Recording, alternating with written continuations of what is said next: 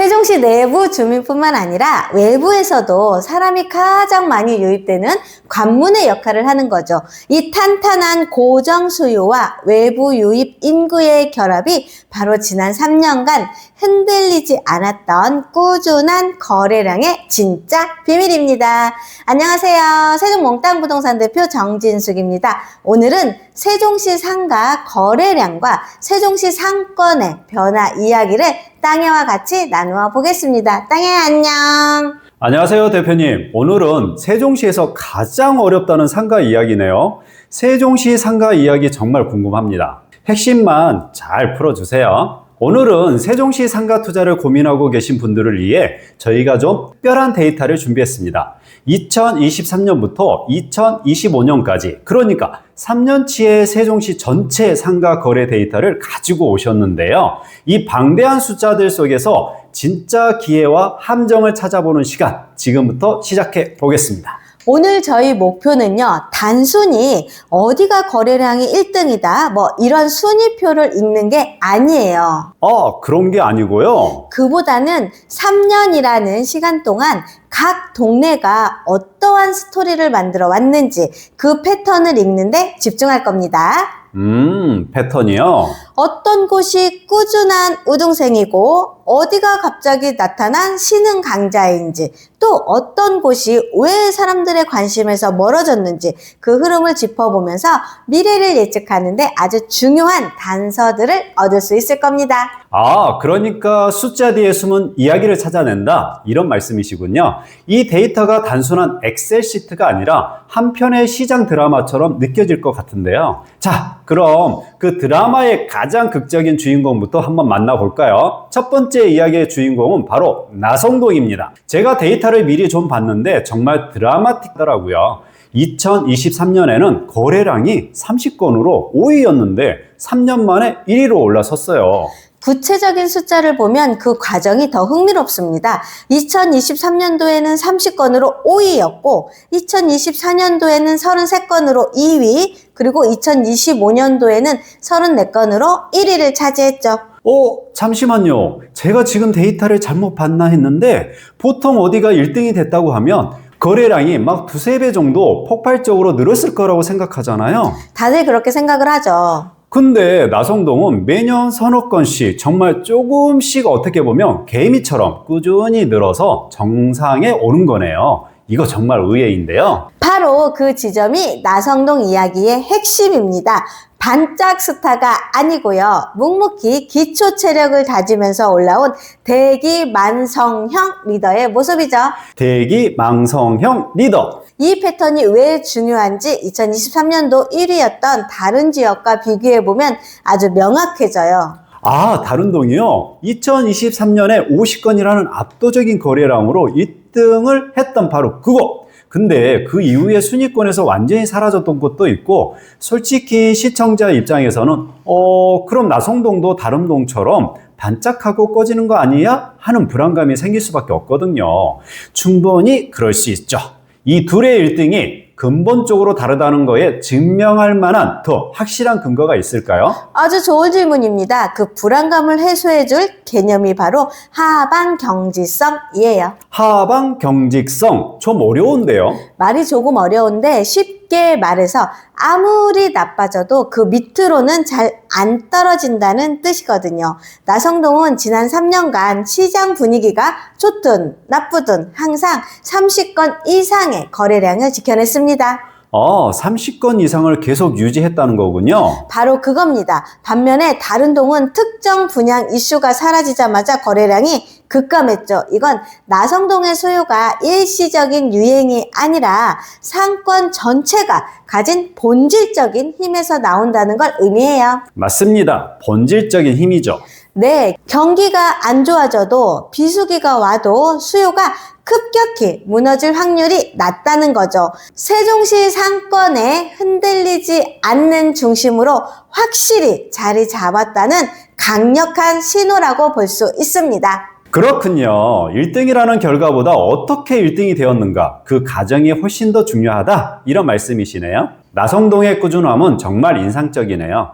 그럼 나성동이 일종의 성장주라면 모든 투자자가 이런 스타일만 좋아하는 건 아니잖아요? 좀 더 안정적인 뭐랄까 가치주나 배당주 같은 곳을 찾는 분들도 계실 텐데 그런 것도 데이터에서 보이나요? 물론이죠. 그런 안정성을 중요하게 생각하신다면 세롬동과 다정동의 데이터에 주목하셔야 합니다. 세롬동과 다정동이요? 먼저 세롬동은 전형적인 항아리 상권의 특징을 보여줘요. 항아리 상권이요? 학원가의 형성으로 매우 안정적입니다. 특히 세롬동의 항아리 상권은 세종시 개발계획 시 원주민들에게 생활대책 딱지로 공급이 되어 조합을 결성을 했고 그렇게 형성된 상권이라 더욱 안정적입니다. 정말 거의 똑같네요. 네, 마치 약속이라도 한 것처럼 30건 내외에서 안정적으로 움직이죠. 폭발적인 성장은 없지만 어떠한 상황에서도 순위가 크게 밀리지 않고 3년 내내 최상위권을 유지하는 든든함이 있어요. 이야, 시장이 흔들릴 때도 내 포트폴리오를 굳건히 지켜주는 우량주 같은 느낌이 드네요.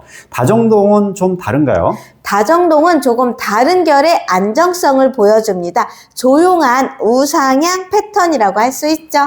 조용한 우상향? 네, 2023년도에는 24건으로 6위였는데 2024년도에는 26건으로 5위, 그리고 2025년도에는 32건으로 2위까지 치고 올라왔어요. 이것도 꾸준히 올랐네요.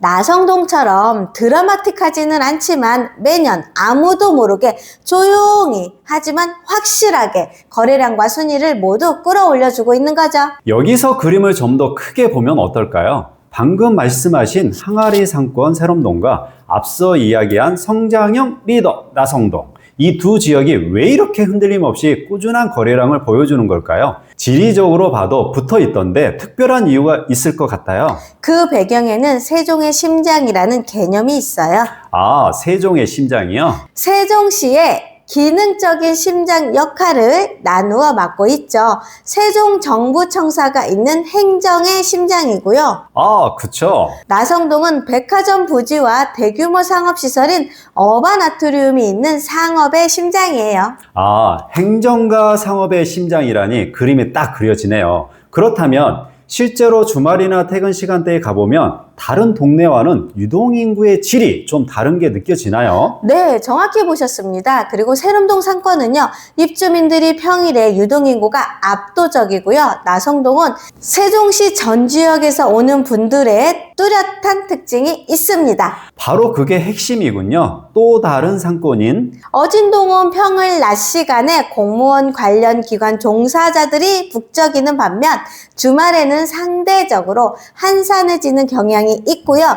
나성동은 반대로 평일 저녁과 주말에 약속을 잡고 찾아오는 젊은 층과 가족 단위의 유동인구가 많아요. 그럼 가장 중요한 공통점이 무엇일까요? 바로 세종시 교통의 대동맥인 BRT 노선의 정중앙을 관통하는 거예요. 아, BRT 노선. 세종시 내부 주민뿐만 아니라 외부에서도 사람들이 가장 많이 유입되는 관문의 역할을 하는 거죠. 이 탄탄한 고정 수요와 외부 유입 인구의 결합이 바로 지난 3년간 흔들리지 않았던 꾸준한 거래량의 진짜 비밀입니다. 안정적인 챔피언과 꾸준한 강자들의 이야기는 잘 들었습니다. 근데 솔직히 투자자라면 이런 안정성보다는 단기간에 높은 수익을 낼 수 있는 이른바 대박을 꿈꾸기도 하잖아요. 누구나 그렇죠. 그런 롤러코스터 같은 흐름을 보여주는 거 변동성이 커서 더 흥미진진하지만 그만큼 주의가 필요한 지역들의 데이터도 있나요? 당연히 있습니다. 그런 지역들의 소토리가 어쩌면 투자자들에게는 더 중요한 교훈을 줄 수 있어요. 대표적인 사례가 바로 세종의 3생할권인 소담동 상권입니다. 급등 후 숨고르기 패턴을 보여주는 곳이죠. 아, 급등 후 숨고르기요? 2023년도만 해도 17건으로 7위에 불과했어요. 그런데 2024년도에는 무려 39건으로 거래량이 2배 이상 폭등하면서 단숨에 1위로 올라섰죠. 와, 17건에서 39건이면 정말 엄청난 급등이네요. 세종 법원의 확정으로 인한 수요가 늘어나서 그랬습니다. 자, 그럼 또 다른 와일드카드도 있나요? 갑자기 나타난 신인 같은 건 말이에요. 예측 불가능한 신규 진입 사례로는요, 방곡동을 들 수 있습니다. 아, 방곡동이요? 이 지역은 2023년도와 2024년도에는 상위권 순위에도 아예 이름조차 없었어요. 그러다가 2025년도에 갑자기 31건의 거래량을 기록하면서 3위로 깜짝 등장했죠. 이건 정말 서프라이즈인데요. 그럼 이건 숨겨진 보석을 찾은 걸까요? 아니면 조심해야 할 신호일까요? 투자자 입장에서는 판단하기 정말 어렵겠어요. 그래서 검증이 더 필요한 지역이라고 부르는 겁니다. 아, 검증이 필요하다? 상권이 뒤늦게 활성화되면서 나타난 긍정적인 신호일 수도 있지만 반대로 누군가가 가지고 있던 대형 매물이 여러 개가 한꺼번에 거래되면서 나타난 일시적인 착시 현상일 수도 있거든요. 그럴 수도 있겠네요. 이 거래량이 내년, 내후년에도 꾸준히 유지가 되는지를 확인하기 전까지는 섣부른 판단을 경계해야 합니다. 그리고 제가 보기에 데이터들의 함정을 가장 명확하게 보여주는 투자자들이 가장 조심해야 할 사례도 있는 것 같아요. 네, 바로 반짝 급등 후 거래 절벽 리스크죠. 분석을 당장 내일부터 쓸 수 있는 방법은 있을까요? 실전 임대차 전략으로 연결해 보면 좋겠어요. 아주 좋은 접근입니다. 데이터는 분석으로 끝나면 안 되고 실제 행동의 근거가 되어야 하니까요. 그럼 두 가지 시나리오를 가정해 보죠. 먼저 오늘 분석한 주인공 나성동 상가를 가지고 계신 분들. 네, 나성동이요. 나성동은 3년간 꾸준히 성장의 1위를 차지했던 성장형 상권이잖아요. 그럼 임대료 협상할 때 아주 유리한 고지를 선점할 수 있겠네요. 바로 그겁니다. 이런 곳에서는 1위 상권 프리미엄 전략을 써야 해요. 맞죠. 프리미엄 전략. 오늘 우리가 분석한 이 데이터를 임차 문의를 하는 사람에게 직접 보여주는 거예요. 데이터를 보여준다? 사장님, 여기는 지난 3년간 거래량이 꾸준히 늘어서 마침내 세종시 1등이 된 상권입니다. 데이터가 증명을 하죠. 이렇게 프랜차이즈 본사 직영점이나 브랜드 인지도가 높은 우량 임차인을 받는 것이 장기적으로 내 자산 가치를 지키는데 훨씬 유리합니다. 하고 이러한 전략을 쓰는 겁니다. 그럼 시나리오를 바꿔서 꾸준하지만 폭발적이지 않는 세롬동 항아리 상권의 상가를 가지고 있다면 전략을 어떻게 달라져야 할까요? 가장 큰 무기는 폭발적인 성장이 아니라 꾸준한 수요예요. 아, 꾸준한 수요? 이 점을 활용해서 장기 계약을 유도하는 전략이 아주 효과적입니다. 임대료를 직접적으로 낮추면 나중에 건물을 팔 때 수익률 계산에서 불리하게 작용할 수 있거든요. 아, 그럴 수 있겠네요. 그 대신에 초기 인테리어 비용 등의 부담을 느끼는 임차인에게 렌트프리 기간을 몇 달 제공하는 카드를 쓰는 거죠.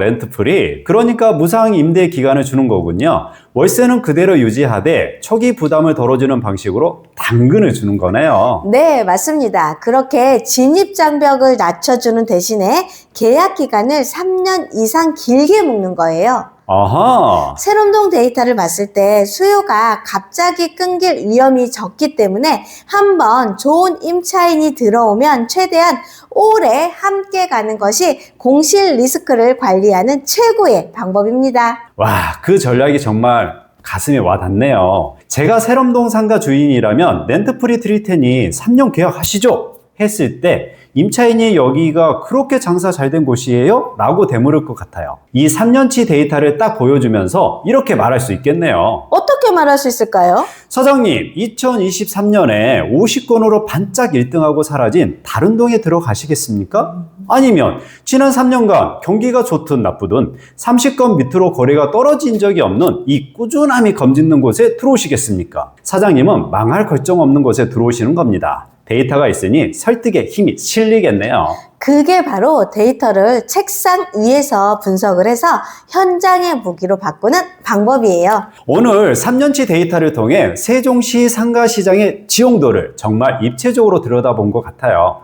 핵심을 다시 한번 정리해 주세요. 세종시 상가 투자는 단순히 순위표의 맨 위를 보는 게임이 아니라는 겁니다. 절대로 아니죠. 그 숫자가 꾸준히 우상향을 그리고 있는지, 안정적인 유지 상태인지, 아니면 일시적인 급등에 불과한지 그 패턴을 읽어내는 것이 무엇보다 중요한 것을 다시 한번 확인했습니다.